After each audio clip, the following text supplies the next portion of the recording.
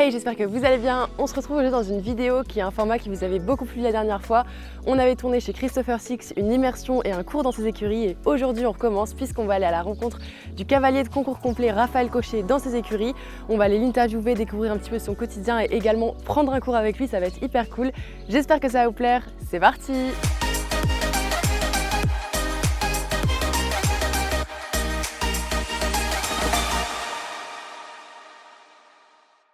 On se retrouve donc dans les écuries de Raphaël Cochet, comme je vous ai dit précédemment. Merci beaucoup Raphaël de nous accueillir dans tes écuries. C'est un plaisir d'être là. Est-ce que tu pourrais peut-être commencer par te présenter pour les gens qui ne te connaîtraient pas encore? Bien sûr, voilà, je m'appelle Raphaël Cochet, je suis cavalier de concours complet international. Voilà, je suis aux écuries de la Louvière, qui ne sont pas mes écuries, attention, il faut bien préciser. Je suis salarié ici, voilà, j'ai 36 ans, bientôt 37, et je monte à cheval depuis que j'ai l'âge de 5 ans. Tu vois, ça fait quand même quelques années que je monte. Et voilà, donc j'ai atterri ici depuis 13 ans, globalement. Voilà, et donc je fais du concours complet et je fais du coaching et je m'occupe des écuries. Ça fait du boulot. Ouais, ça fait pas mal de casquettes différentes. Et voilà, ça occupe les journées, quoi. Ça c'est la bête. Le v'là.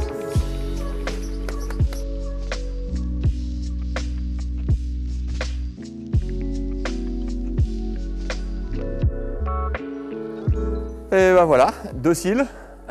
Porte bien son prénom. Ouais, tu verras. Je te laisserai me dire ça après. Un petit anglo-arabe qui a fait un peu de complet en jeunes chevaux, en cycle libre et avec moi, un petit peu aussi en formation. Assez polyvalent, qui saute plutôt bien, dressé, très dressé même, assez gentil, assez agréable à monter.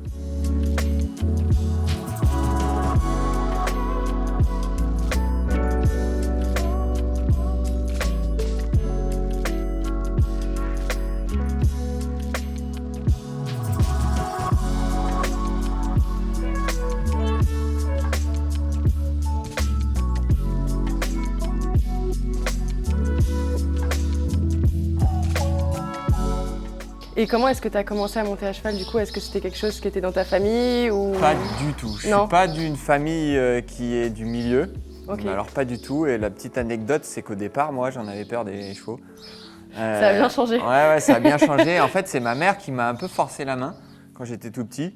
Parce que mes amis de l'époque faisaient du cheval. On habitait à Marolles-en-Brie dans le 94, je ne sais pas si tu connais. Si, ça mais il y avait un gros centre équestre. Et comme on habitait à 5 minutes, forcément mes potes y étaient. Donc j'ai essayé et puis...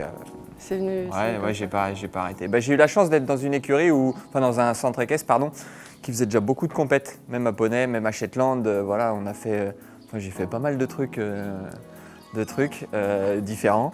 Et voilà, donc c'est comme ça que j'ai commencé, grâce à ma maman. Mais je pense qu'aujourd'hui, elle s'en mord un peu les doigts parce qu'elle me voit sur les épreuves internationales que je fais avec mes chevaux et le cross, c'est pas son truc. Oui, pour une maman, c'est assez stressant. Et du coup, là, aujourd'hui, elle se dit, tiens, j'aurais peut-être dû faire autre chose. Mettre au judo, à la boxe, quelque chose. Surtout qu'à un moment, j'ai hésité avec le tennis. Je fais pas mal d'années de tennis. Oui, c'est pas pareil. Et du coup, voilà, à un moment, j'ai dû choisir et du coup, j'ai choisi l'équitation. Tu commences par faire un petit état des lieux. Quand tu les connais pas, généralement, oui. Tu regardes un peu comment ils répondent à tes mains. Quand tu mets le pli à droite, à gauche, comment ça réagit un petit peu, tu vois, par rapport à l'action de tes mains. Et pareil à l'action de tes jambes. Tu mobilises un peu les hanches dans un sens et dans l'autre pour voir un petit peu s'il répond plus ou moins bien, s'il est assez réactif. Est-ce que ça tire? Est-ce que ça lâche le contact? Toutes ces petites choses-là. Ok, et après tu fais un peu la même chose au trot.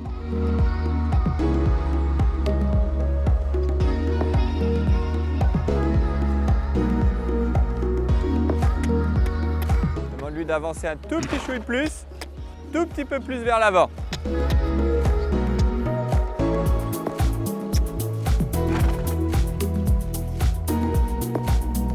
Voilà, tu changes de main et tu regardes comment il est à l'autre main.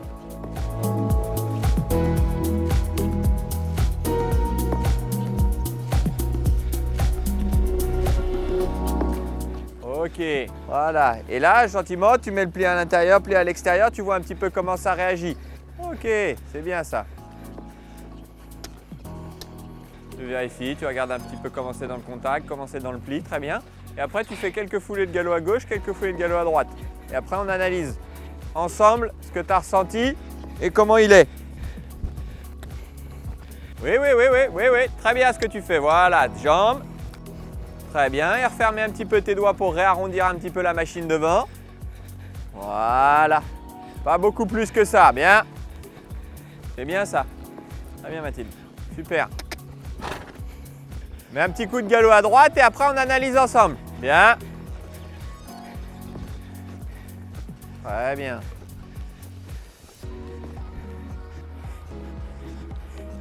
Ok, transition au trot. Et quand est-ce que tu as commencé les concours? Est-ce que c'était tout petit dans ces écuries ou c'est venu plus tard? Tout petit.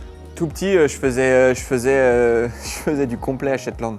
Ok, oui. Voilà, donc j'ai commencé vraiment, mais parce que là où j'étais le faisait. Donc voilà, c'est comme ça que j'ai commencé.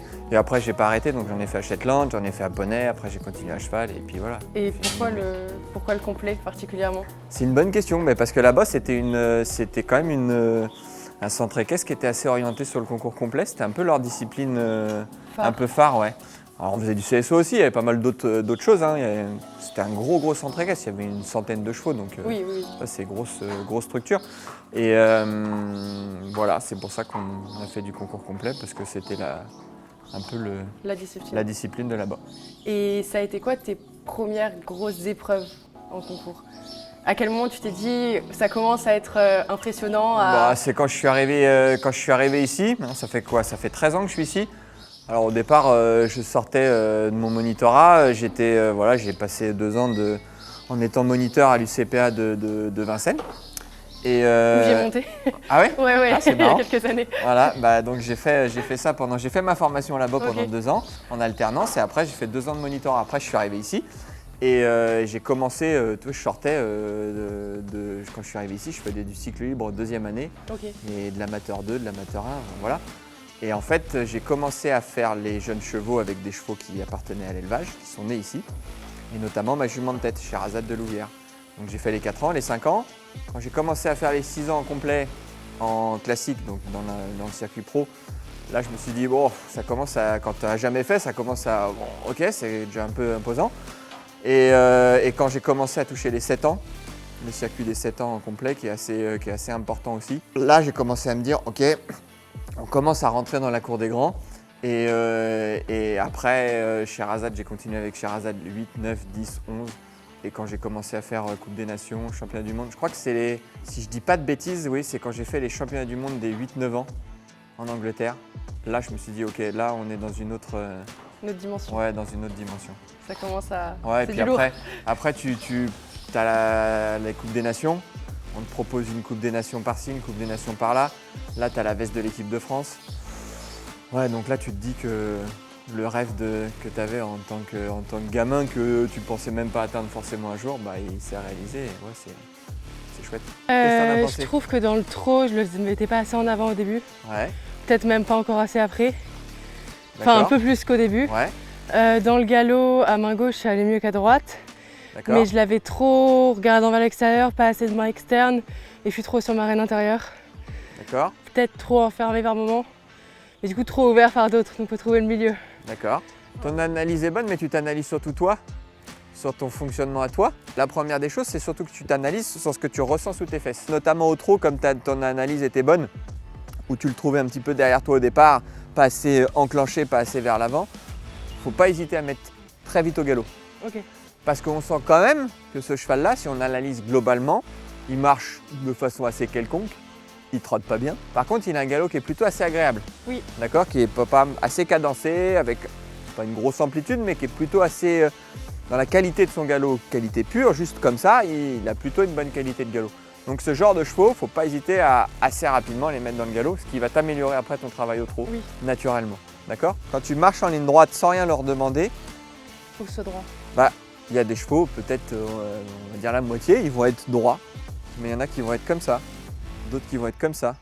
Là, donc, il faut essayer de regarder si la rectitude est bonne, si après on arrive à mettre les hanches où on veut et un peu voir comment ils sont, sans rien leur demander, pour après pouvoir améliorer le travail et le fonctionnement du cheval gentiment en améliorant après tes exercices. Ça veut dire que s'il a naturellement les hanches à droite, tu vas éviter de lui mettre les hanches à droite, donc il va falloir rééquilibrer, enfin toutes ces petites choses-là, quoi. D'accord? Ça marche. Et qu'est-ce qu'on ressent quand on est sélectionné justement pour des échéances comme ça, quand Au on départ, apprend qu'on participe pour la beaucoup de France? stress, Ouais. parce qu'on se dit oula. Après, on réagit tous de manière différente, hein, mais au départ, un petit coup de ok, là, je vais avoir la veste de l'équipe de France, je vais courir pour le drapeau bleu, blanc, rouge. Et puis après, tu as une grosse part de fierté, parce que c'est aussi un aboutissement quoi, de Ouais. pouvoir Beaucoup de faire ce genre travail. d'épreuve. Ouais, l'aboutissement de beaucoup d'heures de travail, beaucoup de, malgré tout, beaucoup de sacrifices. Hein. C'est un métier qui C'est un demande. métier, Ouais. métier qui, voilà, on est pas mal en déplacement, on fait beaucoup d'heures, donc ça prend énormément de temps. Et là, tu te dis, ok, là, c'est un aboutissement. Et puis, alors là, tu participes, tu le fais, ça marche bien. Alors là, c'est une fierté. Et puis, ouais, c'est un rêve de gosse qui se réalise. Et du coup, ouais, c'est une sensation assez géniale. Et quand tu sens que ça se durcit comme ça devant, toi, l'épaule, elle part un petit peu vers la gauche. Et ben, resserre ta courbe vers la droite. Tu plies un peu plus à droite et tu tournes un petit peu plus serré. Voilà, en faisant chasser un petit peu plus ses hanches à l'extérieur. Voilà. Tu vois, tu te sers toujours de la courbe. C'est mes épaules qui partent. Ouais. Avec canalisé entre jambe droite, main gauche. Et après, tu accentues un peu le pli gentiment. Tu tournes à droite, tu plies. Voilà. Voilà, tu crées un peu de désordre, ça, c'est pas grave. Voilà. Tu gardes la flexion vers la droite. Et tu pousses tes hanches vers la gauche. Voilà, encore. Oui. Oui. Oui. Et tu tournes à droite, tu tournes à droite, tu tournes à droite en même temps. Ça, c'est pas grave. Bien. Bien dans ta position. Voilà. C'est ça. C'est ça. C'est ça. C'est ça. La rondeur est bonne. Voilà. On continue de mobiliser un petit peu ses hanches. Et après, on change de main. On fait la même chose à main gauche. On chasse un petit peu les hanches vers l'extérieur et on voit comment ça réagit. Et on voit si on arrive à garder bien le pli, le contrôle des épaules, si elles s'échappent ou pas. Voilà.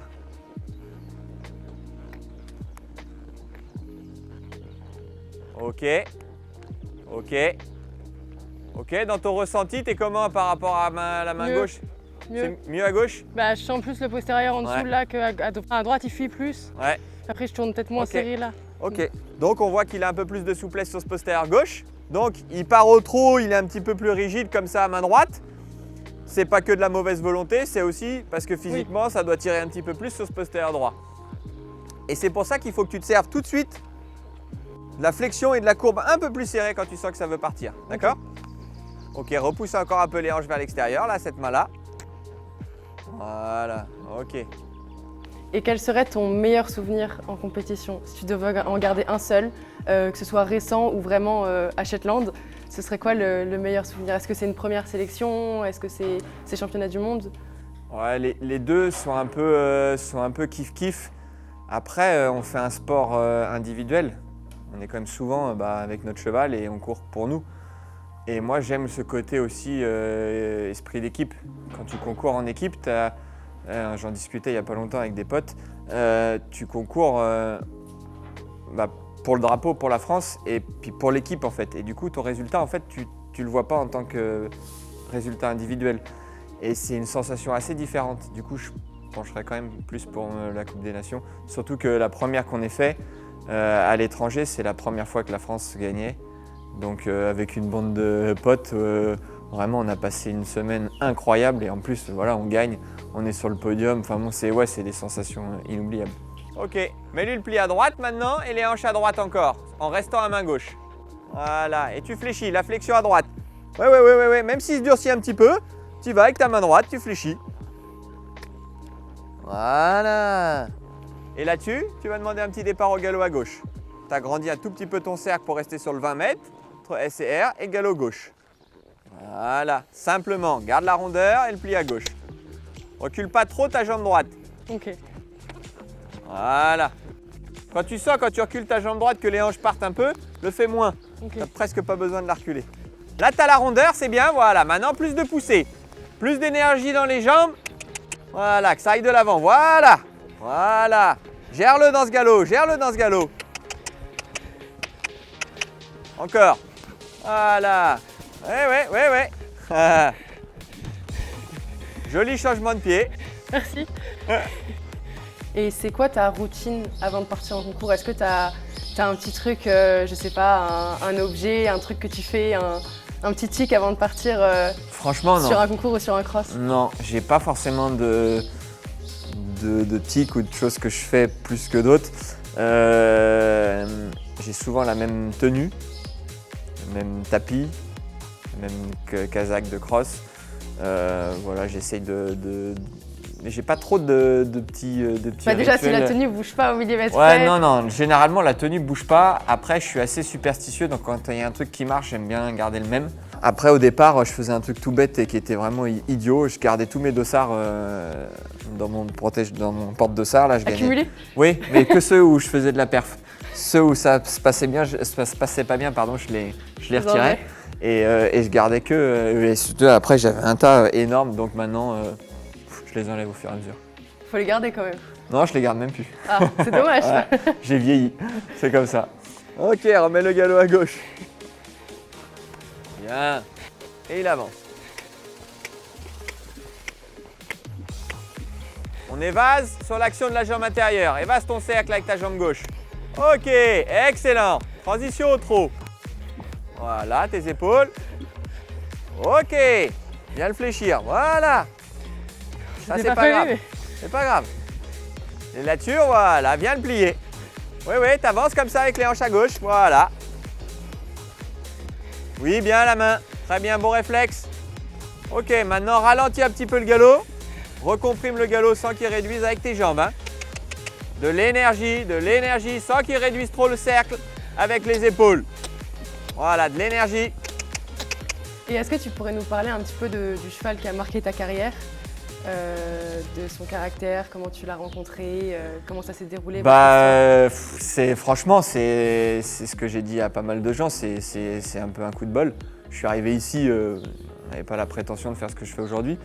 Et il y avait des chevaux, il y avait des jeunes chevaux, des S. Quand je suis arrivé, ils avaient 3 ans, je crois, 3 ou 4 ans. Enfin, c'était dans cet hiver-là. Et du coup, on les a débourrés et tout ça. Et au départ, je montais pas Sherazade, je montais plus une autre jument qui s'appelait Scarlett, qui m'a mis un peu le pied à l'étrier dans les jeunes chevaux. Et après, j'ai récupéré Sherazade en cours d'année de 5 ans. J'ai fait les 5 ans, les 6 ans, les 7 ans, bon bref, toute sa carrière avec. Et franchement, c'est une jument qui m'a... C'est grâce à elle si je suis là aujourd'hui. Vraiment, les Coupes des Nations, les championnats du monde, si j'étais pas tombé sur cette jument-là, jamais j'aurais fait ça. C'est une jument assez spéciale, avec un gros caractère, vraiment un gros caractère. C'est pas une super dresseuse, c'est pas son sport de prédilection, le dressage. Par contre, c'est une jument avec un vrai cœur et un vrai caractère. Et c'est ce qui a fait qu'elle a fait ces épreuves-là jusqu'au niveau 4 étoiles long. Elle n'a pas fait le niveau 5 étoiles parce que je pense qu'elle n'avait pas les capacités physiques pour le faire, même si je pense qu'elle avait les capacités mentales, mais pas les capacités physiques. C'est une jument assez sensible, assez caractérielle et qui a un peu la peur de l'abandon. Quand tu l'emmènes en concours, elle est assez spéciale, elle aime bien être avec les autres. Quand tu commences à recharger pour repartir de concours, si tu la sors pas du box en même temps que les autres, elle devient complètement cintrée, elle galope dans le camion. Enfin bon, voilà, c'est une jument assez spéciale. Je pense pas c'était sa discipline de prédilection au départ.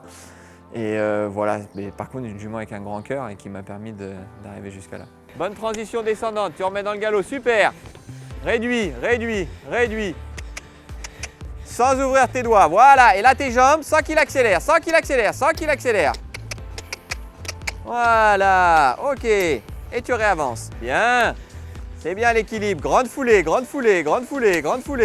Transition au trot. Et on change de main. Vers le haut. Voilà, bien la main. Pas plus vite. Le pli et les hanches un peu à droite. Voilà. Oui, jambe gauche encore. Oui, sans qu'il descende. Remonte devant, remonte la nuque. Voilà, là. Ça, c'est pas grave, hein, qu'il s'ouvre un tout petit peu. Voilà, et jambe, tac. Voilà, sans qu'il réduise le cercle. Allez. Là, maintenant tu refreines, 20 mètres. Voilà, hop, sans qu'il t'emmène en bas. Est-ce que tu pourrais nous parler un petit peu de ton métier à l'heure actuelle, comment se déroule une semaine dans ta peau?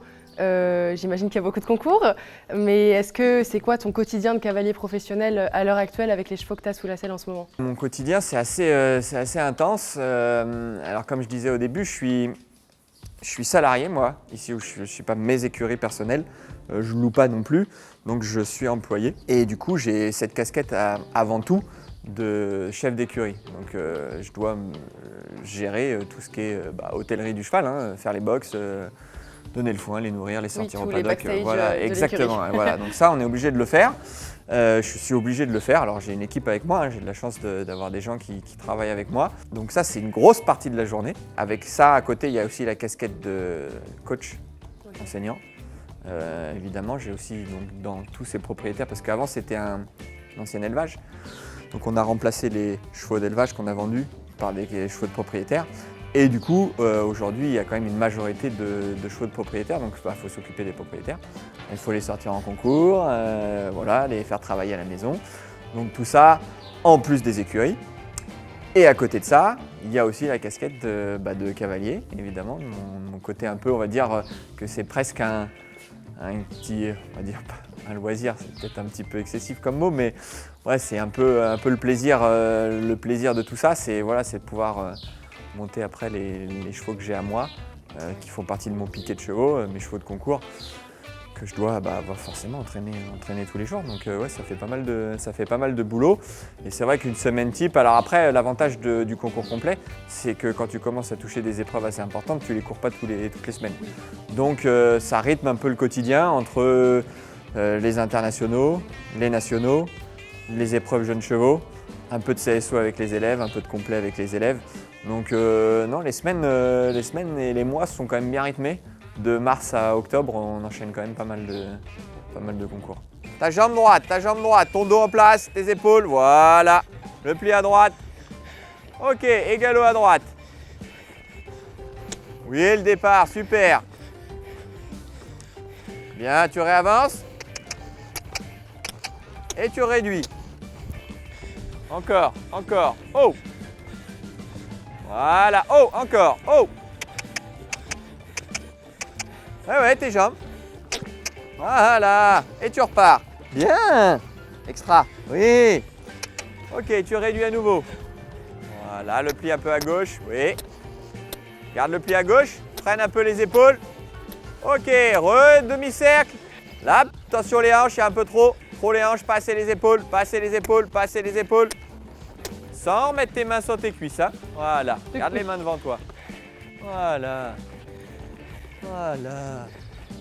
Ok, c'est bien ça. Change de main. Et du coup, pendant la période hivernale, c'est le travail à la maison, j'imagine. Ouais, alors maintenant, ça commence à être un peu plus les vacances, surtout, à la période hivernale.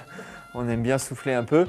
Notamment, on est parti l'année dernière avec mon pote Christopher Six, un peu sous le soleil. Ça fait du bien. Ouais, ça fait du bien et franchement, on en a un peu besoin.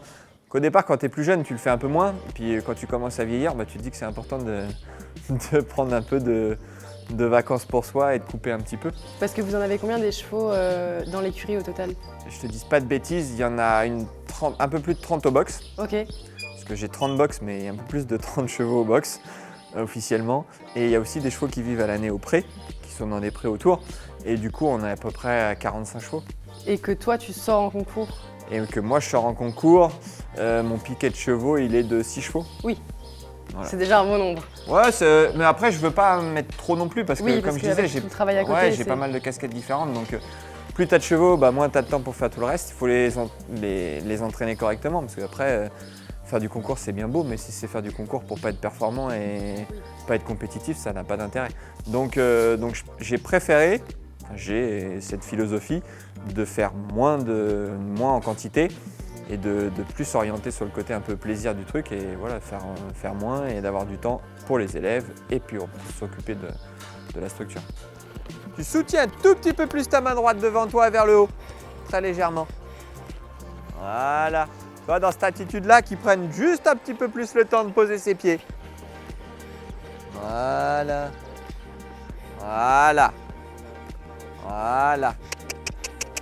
Départ au trot. Voilà, hop, arrêt. Là, voilà, arrêt.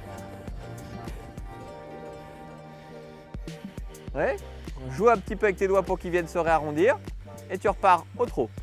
Très bien. Très bien. Arrêt.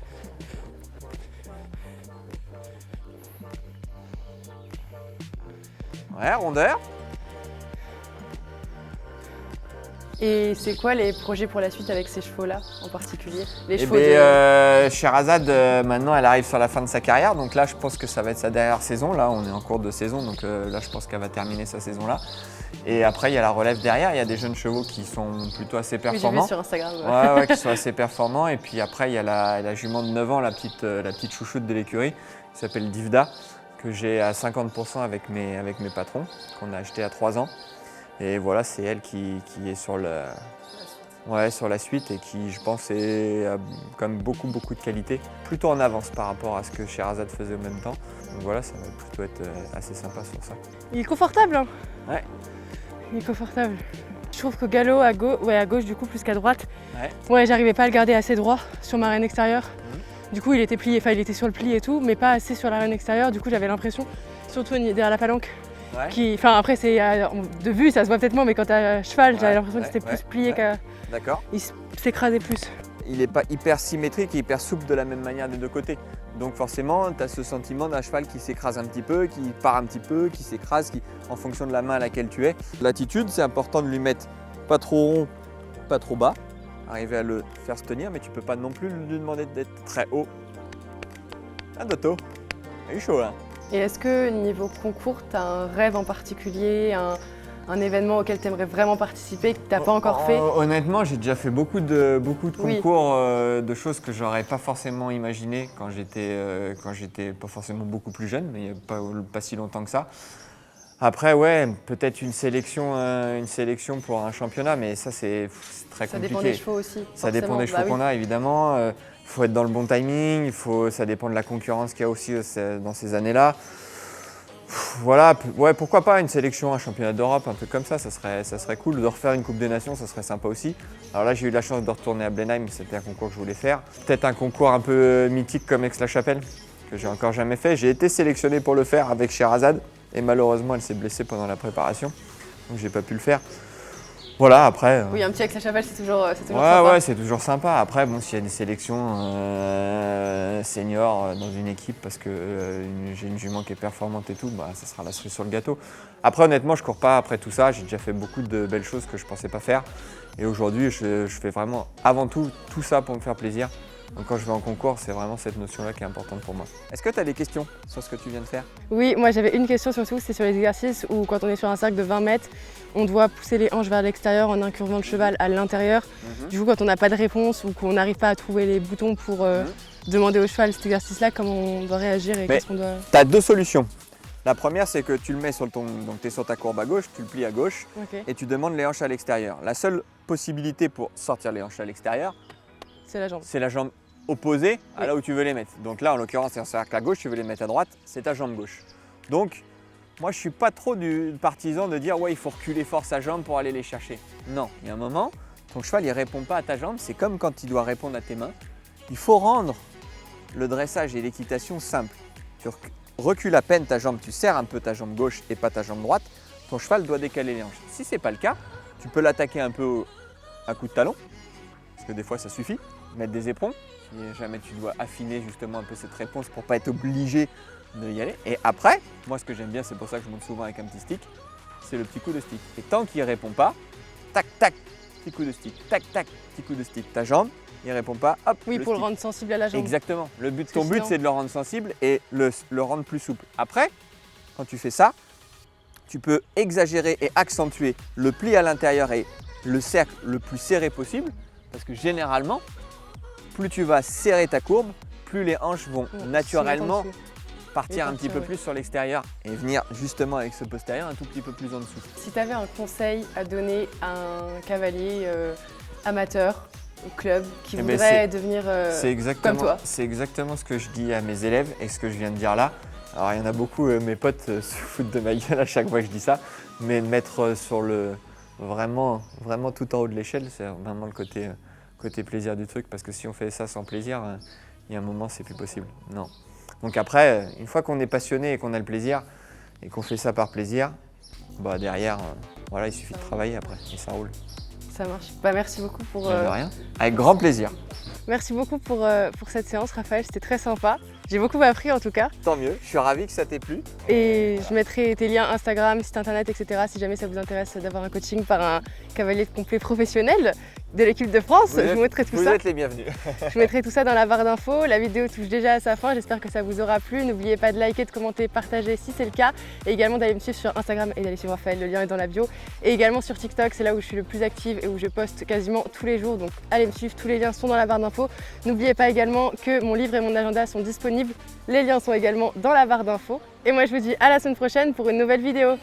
Bye. Bye.